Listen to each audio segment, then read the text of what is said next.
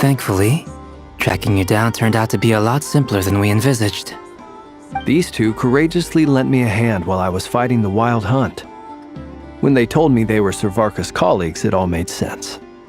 And given how people of outstanding talent tend to cross paths, it's no wonder you're already acquainted.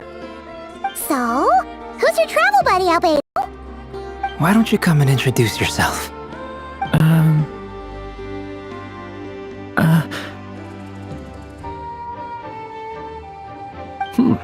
A gentleman of few words, I see. And a rather stern It's nice to meet you. Again. We've technically met before. Wait a sec! You're Minnie Durin! That's right. It's me. I'm glad to see you again. By the way, he says it's okay if you drop the mini. Yeah, I'm not as mini as I used to be. Interesting, isn't it? The first step towards blending into human society appears to be reflecting on whether one's name really reflects who they are. Wow! You look so different! In a good way, of course. It's great to see you looking so healthy. Thank you, Paimon. And although you're as mini as ever, I understand that diminutives don't always convey endearment. I'll be sure to simply call you Paimon as a sign of my great respect for you. Wow! You're such a smooth talker now. Paimon could get used to this. From now on, you may refer to her as your esteemed guide, Paimon.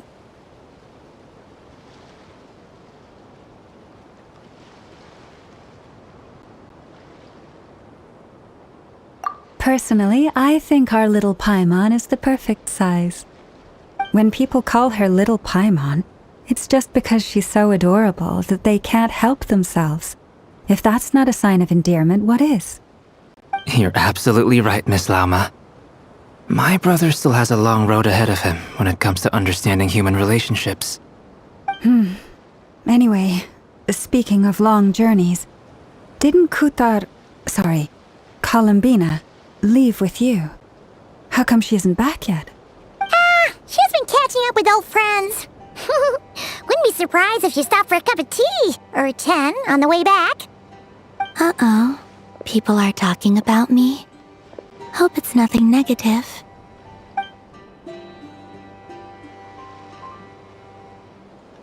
Judging from your expressions, I'm guessing it all went well? It's getting crowded here. I'll go grab some chairs. No need. This is a job for an alchemist. I'll whip some up momentarily. Thank you for your hospitality, ladies and gentlemen, but I was merely escorting my friends back. I'll be meeting Sandrone shortly, as we still have some things to discuss. It's been a pleasure, everyone. But this is where I'll say goodbye. We really appreciate your help. Oh, come on. Spare the formalities. I'm just glad I could help out some true friends. I understand. Well, bye for now, Harlequino. Oh, this place is hopping. It's probably a good thing one of us left. Otherwise, we might not fit all these people in. Are you saying we're about to run out of chairs? As a matter of fact, I am. Come on in and see for yourself.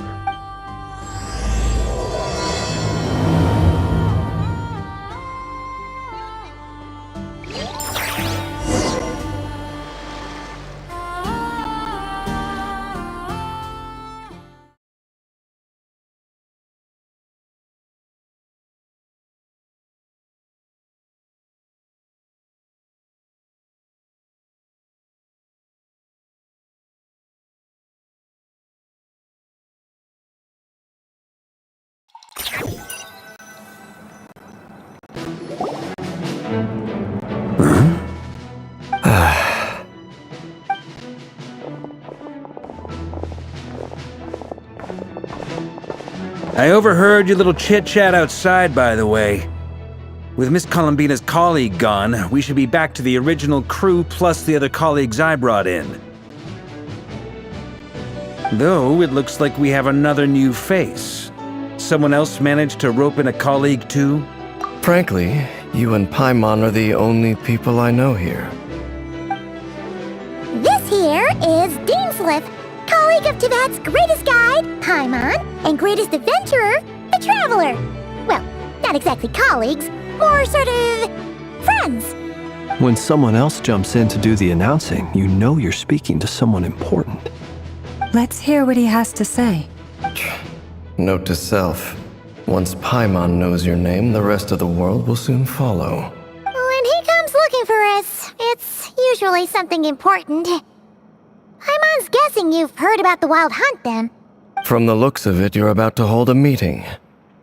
If I were to say that the Wild Hunt is our mutual enemy, would that earn me a seat at the table?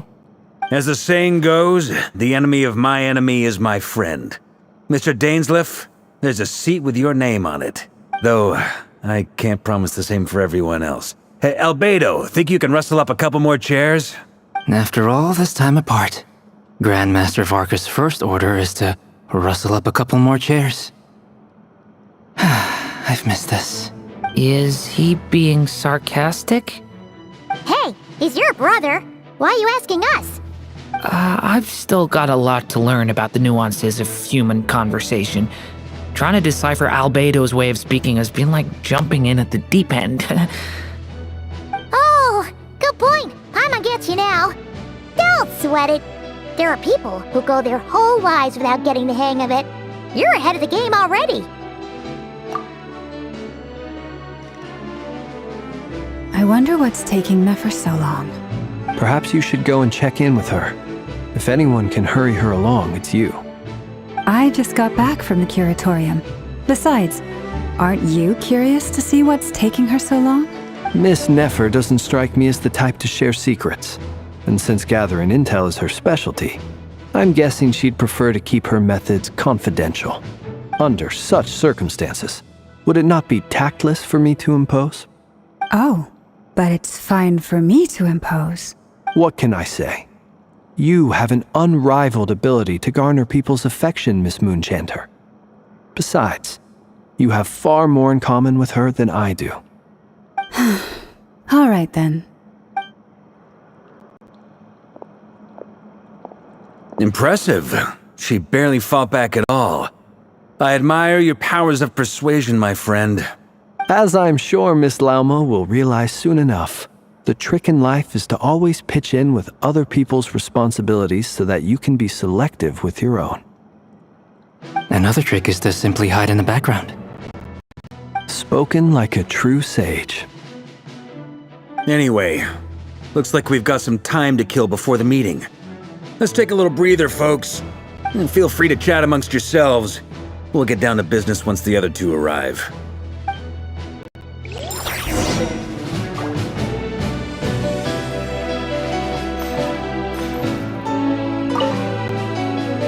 You're both awfully quiet. Why don't I start us off with an icebreaker? Much obliged. Have either of you ever had your portrait painted? If not, I'd be glad to help. That sounds like a lovely idea. You know how to paint, then? I dabble occasionally. He's an excellent painter. Tables, chairs, people, dragons, you name it. He'll paint it for you. I'm flattered. If I ever get the chance, I'd like to give it a try myself. I'll bear that in mind. Anyway, how about you, Durin? What sort of portrait would you prefer? Oh, I'd be fine with anything. Whatever style feels best to you. Very well. Then I'll play it by ear. You can replicate any style I want? I can try. If you show me a sample, I'll do my best to match it. Thank you. In that case, I'll dig up some reference material for you.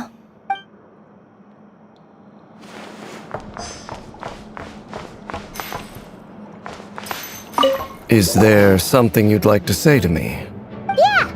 For starters, why'd you just show up here without even giving us a heads up? If you think back to our previous interactions, you may recall that that's hardly out of character for me.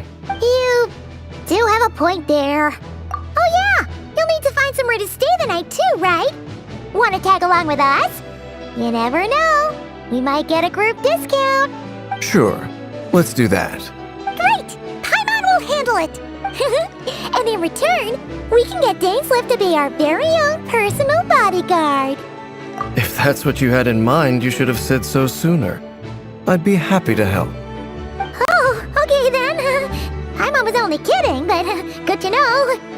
Anyway, since we're all here together, we might as well watch each other's backs. That's just what friends do, right? Indeed. Thank you.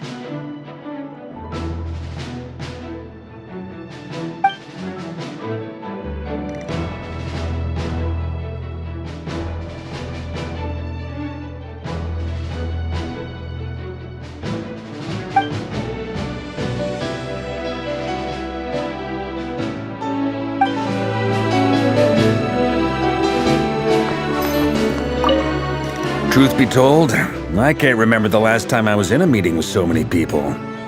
You're not alone there, my friend. The Lightkeepers also struggle to bring everyone together for a serious discussion. I don't doubt that. I've only ever met two Ratniki, one being you, and the other being that young guy, Itlua. Itlua is a good apple, I'll give him that. He's kind, honest, and regularly delivers supplies to my lighthouse. A true Ratnik to the core. In that sense, he puts me to shame. So you're what? A fake Ratnik? That's what it sounds like you're saying. But I get the feeling that's not quite what you meant. Come on, why the awkward silence? Sorry. I'm not even gonna bother trying to hide it. You've known all along, haven't you, my friend? Now that was an awkward silence. Let's just keep this between ourselves. Probably best if Itlua doesn't know, huh? That goes without saying. Gotta be careful what you share with youngsters, after all. Anyone else in the know? Let me guess. The Traveler and Paimon? It's dangerous being too sharp for one's own good, you know. Then, in the name of the Animo Archon Barbatos himself, I swear your secret's safe with me. When we went for drinks, you said that you and Barbatos were practically best buds. In the light of that claim, do you really expect me to take your oath seriously? Of course. Just as long as you don't go spreading around the fact that I'm close with Barbatos, all right? Fair enough, then. Nothing like a bit of mutual leverage to seal the bonds of friendship.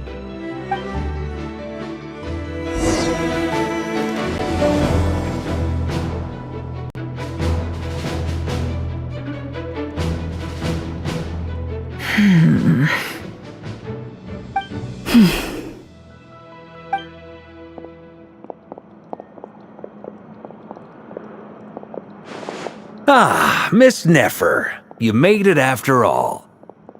But what about Yehoda? I'm here to give you an update on how things are going on our end. Once this is over, I'll be heading straight back to continue my work.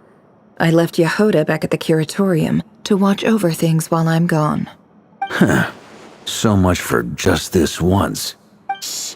Not so loud! We're on a roll here. What if she remembers and suddenly decides to back out?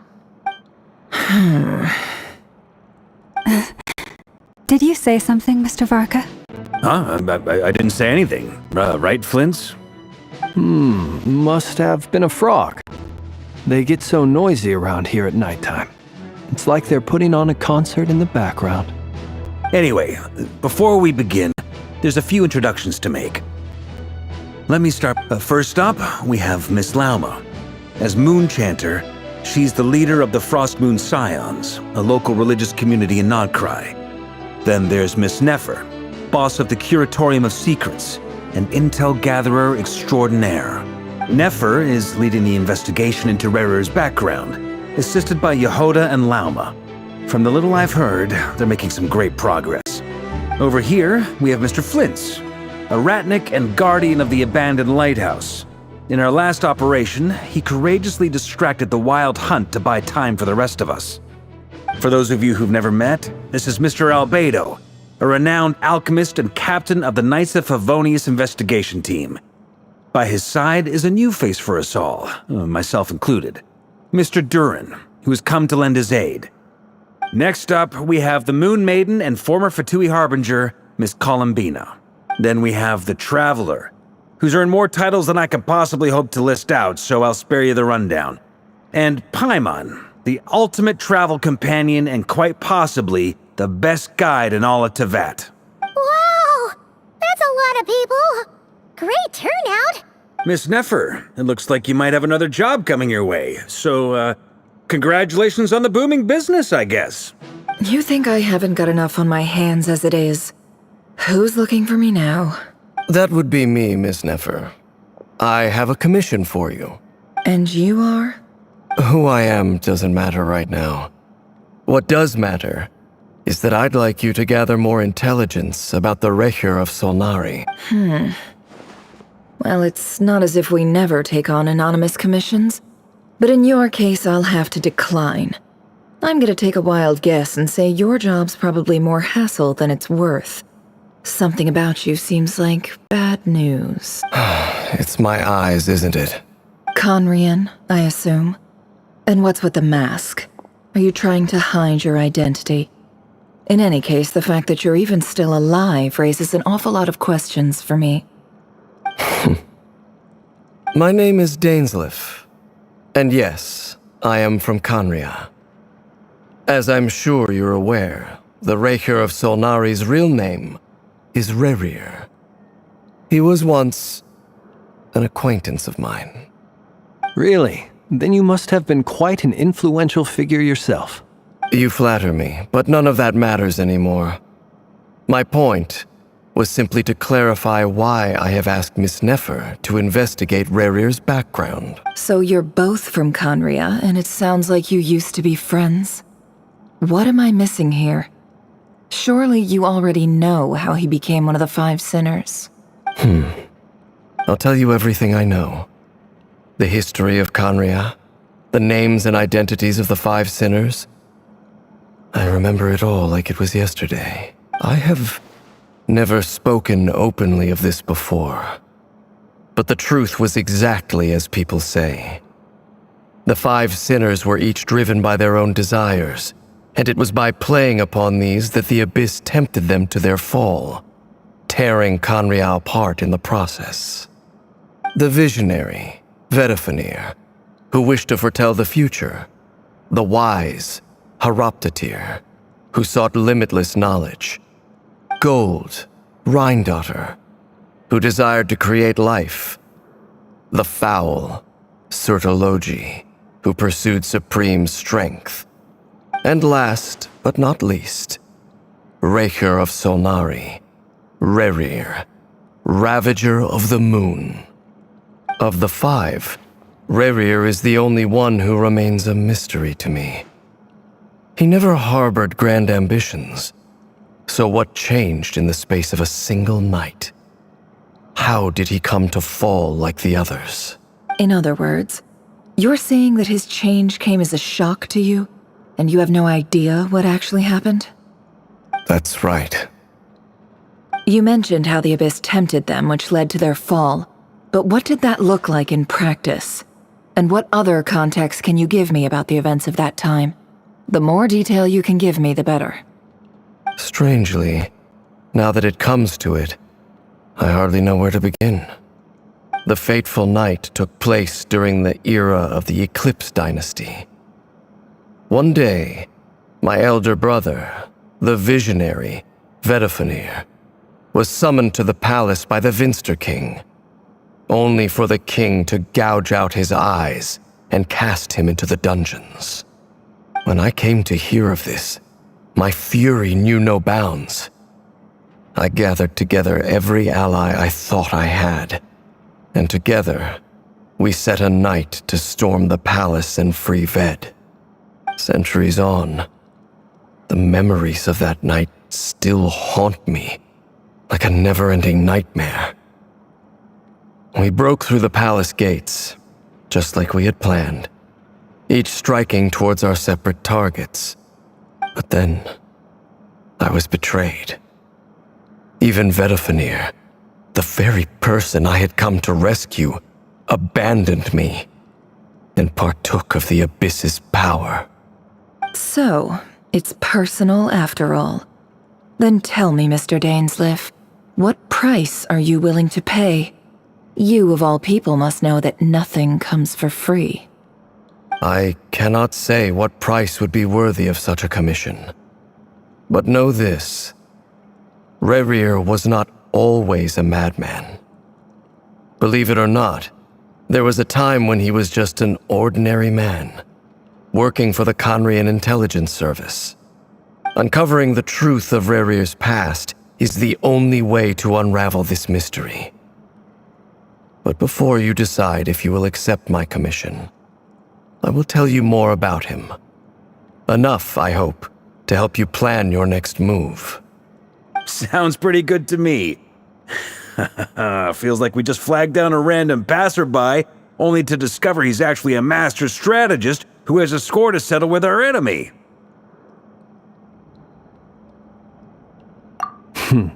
Can I borrow your halo? It could be useful in the lighthouse. Hey, enough with the wisecracks!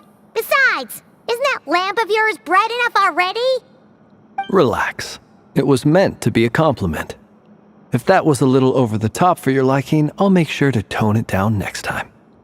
I'll give your proposal some serious thought, Mr. Dainsleif. Let's speak in private once the meeting is over. Before that, there's a few things I'd like to share.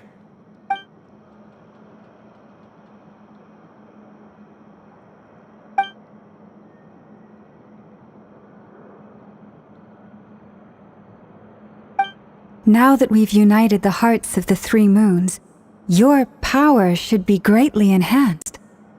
But it seems like that hasn't happened yet. I believe it will take a little longer. You've done so much for me, so I want to be completely honest with you all. Even though I'm doing a lot better now, the truth is, my recovery will likely be an ongoing process. From the moment I was born, my power has been slowly ebbing away. And that is because Teyvat has never accepted me. Even with the moons united as one, it seems my rejection cannot be undone. So far, I have yet to find a solution. It may turn out to be a problem that will plague me until the day I finally leave this place behind. Even so, I will do everything in my power to help you drive out the Rerir of Solnari. As Arlecchino put it, this is not about chasing the spoils of victory. It's just a gesture of heartfelt gratitude. Kutar.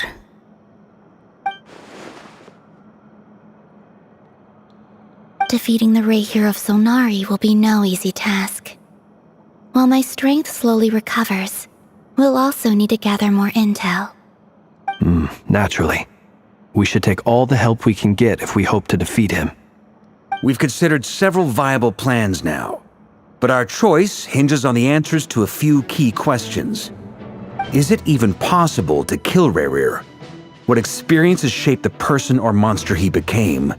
And what's he really after? Given Albedo's expertise in alchemy, I think we should leave him to try and answer the first of these questions. Understood. As for the other two, I'm afraid we'll have to count on you again, Miss Nefer. Believe me when I say it's not my wish to burden you. But right now, relying on your skills is our only option. So you're placing all your hopes on me, huh? We can't thank you enough for agreeing to help us. Honestly, I can hardly believe how lucky we are. You sure have a talent for changing your tune, Miss Moonchanter. Timid like Yehoda one moment, then flinches insincere flattery the next. Ladies, please. I must object to your portrayal of me. That's all. Feel free to keep bickering. Just pretend I'm not here.